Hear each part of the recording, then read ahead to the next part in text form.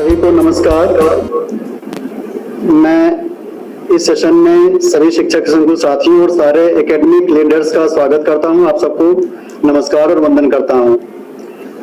Mission प्रेरणा के शासनादेश और इसके शुभारंभ से विभाग द्वारा आपने देखा है निरंतर कार्य किया गया है इनके घटकों पर और जो हमारा फ्रेमवर्क है उस फ्रेमवर्क पर। इस प्रक्रिया में विभाग द्वारा जो कोविड के प्रतिकूल स्थिति के बाद भी जो हमारा फ्रेमवर्क था उस पर निरंतर कार्य किया गया। आपने एक वर्ड सुना होगा TINA, there is no alternative, there is new alternative. तो एक दूसरा विकल्प जो है न्यू अल्टरनेटिव का, हम लोगों ने हमारे पूरे विभाग ने न्यू अल्टरनेटिव्स पे भी कार्य किया और इस पूरी अवधि को जो कोविड की अवधि थी 1 साल की और अभी भी जारी है, इसमें हम लोगों ने सारा कुछ क्लासरूम ट्रांसफॉर्मेशंस के लिए और जो हमारा लर्निंग लेवल का बच्चों का ह्रास हुआ था, जो उनकी दक्षताओं पे प्रतिकूल प्रभाव पड़ा था, उसके लिए निरंतर कार्य किया। और ये सब अभी आपने एक प्रेरणा ज्ञानोत्सव के रूप में एक बड़ा अच्छा कार्यक्रम कराया पूरे प्रदेश में। पूरा प्रदेश में एक साथ सारे विकास खंड पर ये इस कार्यक्रम से अभिभावकों, जन समुदाय, एसएमसी की तो हम लोग जागरूक कर सके और अपनी बातों को बता सके। प्रेरणा ज्ञानोत्सव में जो मुख्य घटक है उस पर मैं आपसे चर्चा करूंगा। सबसे पहली बात है कि हमारा ये पूरा कार्य एसओपी के अनुसार ही होगा। हम अपना और अपने बच्चों के सेहत का ख्याल रखते हुए, मानक संचालन प्रक्रिया का ख्याल रखते हुए स्कूल का संचालन करेंगे और बच्चों को निरंतर पढ़ने के लिए प्रेरित करेंगे। इसके लिए विभाग द्वारा एक बहुत बेहतरीन दस्तावेज बनाया गया है समृद्ध हस्त पुस्तिका का।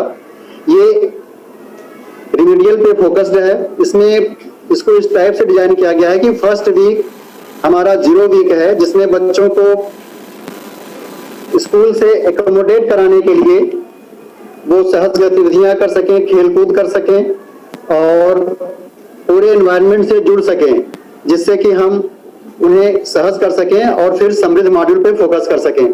इसके लिए 8 वीक्स का रिमीडियल प्लान है, जिसमें हर हफ्ते बच्चों को आकलन करना है और सबसे पहले बेस लाइन आकलन करना है और 8 वीक्स के बाद उनका एंड लाइन आकलन करना है, जो सेट 3 की परीक्षा के अनुरूप होगा। हमारे समृद्ध के साथ साथ ई पाठशाला का भी निरंतर संचालन किया जा रहा है। हम लोगों ने फेज 1 में देखा था आकाशवाणी के माध्यम से, दूरदर्शन के माध्यम से, दीक्षा बहुत बड़ा माध्यम बना अब तक कंटेंट पहुंचाने के लिए, और व्हाट्सएप के माध्यम से हम लोगों ने सामग्री प्रेषित की। सेकेंड फेज में दूरदर्शन, दीक्षा और व्हाट्सएप के साथ साथ अभिभावकों को बुलाया भी गया। अब सप्ताह में 3 दिन उनसे डायरेक्ट कांटेक्ट किया गया, होम विजिट्स की गई और हमारे कंटेंट उन तक पहुंचाए गए, जिससे हम लोगों का प्रयास था कि बच्चे इस प्रतिकूल समय में भी दक्षताएं हासिल कर सकें, उनका जो गैप है वो दूर किया जा सके। अभी उसके बाद जो समृद्ध हस्त पुस्तिका आप तक पहुंच गई है, इसको आप लोग अगले आगामी 2-3 माह तक अपना मुख्य दस्तावेज समझिएगा। इसी के अनुरूप पठन पाठन सुनिश्चित करिएगा। कब आपको जैसे 3 कालांश जैसे बने हुए हैं, फोकस्ड है आपका भाषा और गणित पे, हमारे जो दक्षताएं दी गई मिशन प्रेरणा की जो लक्ष्य निर्धारित हैं उसी पे फोकस्ड किया गया है ये, जिससे कि हम वो दक्षताएं जो खोई हुई हैं, जो लर्निंग लॉस हुआ है, उसको हासिल कर सकें। इसके साथ ही साथ संदर्शिका भी आपका मुख्य टूल है, जिसको आपको कक्षा में लागू करना है। ये इसके तहत कुछ एक्टिविटीज दी गई हैं, जैसे एक बड़ी एक्टिविटीज अभी स्टेट लेवल पे आपने प्रेरणा ज्ञानोत्सव समारोह का आयोजन कराया, ऐसे ही हर लेवल पे शिक्षा चौपाल का आयोजन सुनिश्चित करना है। विद्यालय में एसएमसी की बैठकें बुलानी है। शिक्षक संकुल की इसमें सर्वाधिक महत्वपूर्ण भूमिका है। वो हर ग्राम मोहल्ला में शिक्षा चौपाल की बैठकें आयोजित कराएंगे और इनमें उन बातों को फोकस करेंगे जो हमारे मुख्य बिंदु हैं क्लासरूम ट्रांसफॉर्मेशंस के, जैसे कोविड के हमारे जो जिज्ञासाएं हैं, जो उनके परीक्षा के बिंदु हैं, उनसे उनको अवगत कराना है। ई पाठशाला से जोड़ना है सारे लोगों को। दीक्षा के बारे में कैसे QR कोड स्कैन करके हम पठन पाठन कंटेंट का लाभ उठा सकते हैं घर बैठे, इस बारे में जागरूक करना है। और व्हाट्सएप के माध्यम से जो सामग्री प्रेषित की जा रही है, इस पर चर्चा करनी है। अभिभावकों को निरंतर इस बात के लिए ही प्रेरित करना है कि वो बच्चों के साथ कुछ समय बिताएं, उनके शैक्षणिक कार्य पूर्ण कराएं और हम उनसे फीडबैक लेकर के बच्चों को कहाँ हमारी जरूरत है, कहाँ बेहतर कंटेंट की जरूरत है, किन बच्चों को देखिए विशेष फोकस की जरूरत है, इन बातों को फोकस करना है। ये हमारा शिक्षा चौपाल के मुख्य बिंदु हैं। इसी में एक बड़ा बिंदु है हमारा क्लासरूम ट्रांसफॉर्मेशन का। आपने देखा है कि पिछले 1 साल में हम लोगों ने आपको 3 मॉड्यूल्स उपलब्ध करा दिए। मुख्य अपील थी कि मॉड्यूल्स पहुंच गए, लेकिन शिक्षकों द्वारा इसको अभी हर स्तर पे पढ़ा नहीं गया है।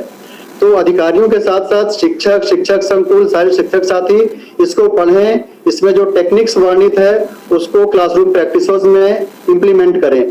साथ ही हम लोगों ने आपको तालिका, लक्ष्य और सूची उपलब्ध कराई। तालिका इसलिए कि आप day by day real time monitoring कर सकें, बच्चों में कौन सी दक्षताएं किस डेट को हासिल कर ली हैं, और जो हमारी सेट परीक्षाएं होनी है या जो हम बीच इसमें आकलन करते हैं उसके हिसाब से आप रियल टाइम मॉनिटरिंग करेंगे और सेट परीक्षाओं का रिपोर्ट कार्ड बच्चों को उपलब्ध कराया गया। अभी एक आपके साथ जो मुख्य हमारा जो स्टेक होल्डर है, जो बच्चा है, इसके लिए प्रेरक बालक बालिका का कॉन्सेप्ट डिजाइन किया गया कि हर शिक्षक प्रेरणा लक्ष्य ऐप से खुद ही आकलन कर सकता है, या वो जो दक्षताएं दी गई हैं उसके हिसाब से भी वो एक सामान्य आकलन कर सकता है और वो निर्धारित कर सकता है कि बच्चा प्रेरक बालक है, प्रेरक बालिका है। हम लोगों ने इसी को ज्ञानोत्सव कैंपेन में जो समारोह आयोजित किया, प्रेरक बालक बालिका के कॉन्सेप्ट को जन जन तक पहुंचाने का प्रयास किया। ये ही बालक हैं जो ग्रेड कॉम्पिटेंट बालक हैं और ये दक्षताएं उनमें हासिल हो सकेंगी जो हमारा क्लासरूम ट्रांसफॉर्मेशन की प्रक्रिया है, जो आपकी लक्ष्य सूची तालिका है, जो आपको मैथ्स किट उपलब्ध कराई गई है एक्टिविटी बेस्ड लर्निंग के लिए, या उसके साथ ही हम लोगों ने एनसीईआरटी की लाइब्रेरी बुक्स दी हैं।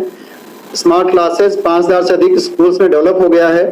साथ ही हम लोगों ने आपको दीक्षा से जोड़ा है, रीड अलॉन्ग ऐप से भी आप लोग जुड़े हुए हैं। तो ऑफलाइन ऑनलाइन हर तरीके से विभाग ने आपको कंटेंट उपलब्ध कराया है और हैंड होल्डिंग की है आपके एआरपी जैसे आरजीएस के माध्यम से। और शिक्षक संकुल और शिक्षक ही हमारे सबसे महत्वपूर्ण कड़ी हैं। अगर इन्होंने अपनी बैठकों को स्ट्रक्चर्ड कर लिया, हमारे कम्युनिकेशन को अडॉप्ट किया और एग्जैक्टली क्लासरूम्स में पेरेंट्स में इसको शेयर किया, उनके साथ शिक्षा चौपाल आयोजित की और ये सारी बातें वैसे ही कम्युनिकेट कर लिया, तो निश्चय ही जो हमारा 2023 का लक्ष्य है मिशन प्रेरणा को पूरे प्रदेश के लिए हासिल करने का, वो हम हासिल कर ले जाएंगे। ये समारोह का रूप इसीलिए दिया गया था कि समारोह में प्रेरणा ज्ञानोत्सव समारोह की बात की गई थी। उत्सव जैसा, उत्सव में एक सामूहिकता होती है, सकारात्मकता होती है, ऊर्जा होती है। तो जब सारा का सारा ये समुच्चय जुड़ जाता है तो हम सारे लोगों को, समाज के लोगों को जोड़ के इसको एक आंदोलन का रूप दे सकते हैं और इस तरह से हम अपना कैंपेन को 100 डेज कैंपेन को सक्सेसफुली सफल बना सकते हैं। एक इसमें आपसे अनुरोध ये भी किया गया था कि जहां जहां भी शिक्षा चौपाल होगी वहां पे संदर्शिका का डेमो किया जाएगा। ये संदर्शिका का डेमो आप शिक्षक साथी ही करेंगे। सबसे अच्छे एकेडमिक लीडर्स शिक्षक संकुल हैं, एआरपी हैं, सारजी हैं, तो हर जगह ये लोग रहेंगे और वहां पे ये भी निर्धारित किया गया है कि जो शिक्षक संकुल की बैठकें होंगी उनमें ब्लॉक टास्क फोर्स के, डिस्ट्रिक्ट टास्क फोर्स के ऑफिसर्स विजिट करेंगे। डाइट की अध्यक्षता में जो बैठक होगी वो डाइट मेंटर्स, एआरपी, एसआरजीज विजिट करेंगे और हम इंश्योर करेंगे कि हर लेवल पे हमारा शिक्षक चौपाल सही हो और अच्छे ढंग से आयोजित हो जाए। अभी इसमें एक कॉन्सेप्ट आपसे कम्युनिकेट है पहले भी कि एक शपथ का कॉन्सेप्ट जोड़ा गया है। शपथ इसलिए जोड़ी जाती है कि हम जब कोई बात पब्लिकली अडॉप्ट करते हैं तो हमारा मन, हमारा अंतर्मन, हमारी अंतरात्मा हमें खुद निरंतर प्रेरित करती है कि हम ये लक्ष्य हासिल करें, क्योंकि हमने पब्लिक के सामने ये शपथ ली थी। तो जब आप अभिभावकों के साथ, शिक्षकों के साथ ये शपथ लेंगे कि हमें अपने बच्चों को ग्रेड कॉम्पिटेंट बनाना है, हमें उनको प्रेरणा लक्ष्य कॉम्पिटेंट करना है, ये लक्ष्य हासिल करना है, तो फिर आप उसी एनर्जी से कार्य करेंगे। हम लोगों ने इंस्पेक्शंस में देखा है और खुद आपके व्हाट्सएप मैसेजेस से देखा है कि ढेर सारे शिक्षकों ने, शिक्षक संकुल साथियों ने बताया है कि उनके संकुल के, उनके विद्यालय के बच्चे ग्रेड कॉम्पिटेंट हुए हैं, विद्यालय ग्रेड कॉम्पिटेंट हुए हैं। अभी ये कहानियां सैकड़ों हजारों में हैं। ये हमें मार्च 2023 तक 100% अडॉप्ट करना है। ये जो रास्ता बनाया गया है मंजिल को हासिल करने का, और क्लासरूम ट्रांसफॉर्मेशन है, इसके पाथ फाइंडर आप ही हैं, आप सारे शिक्षक साथी, सारे शिक्षक संकुल साथी, और आप ही हमारे लक्ष्य को, हमारे प्रेरणा लक्ष्य को हासिल करने में हमारी मदद कर सकते हैं। और इन बच्चों को, इनके सपनों को हासिल करने के लिए आप ही सच्चे पथ प्रदर्शक हैं। आप इनके हौसलों को उड़ान दीजिए, इनको अवसर की क्षमता उपलब्ध कराने के लिए अपना बेस्ट एफर्ट दीजिए, अपना जो बेस्ट कैपेबिलिटी है, आपसे ज्यादा हुनरमंद कोई नहीं है।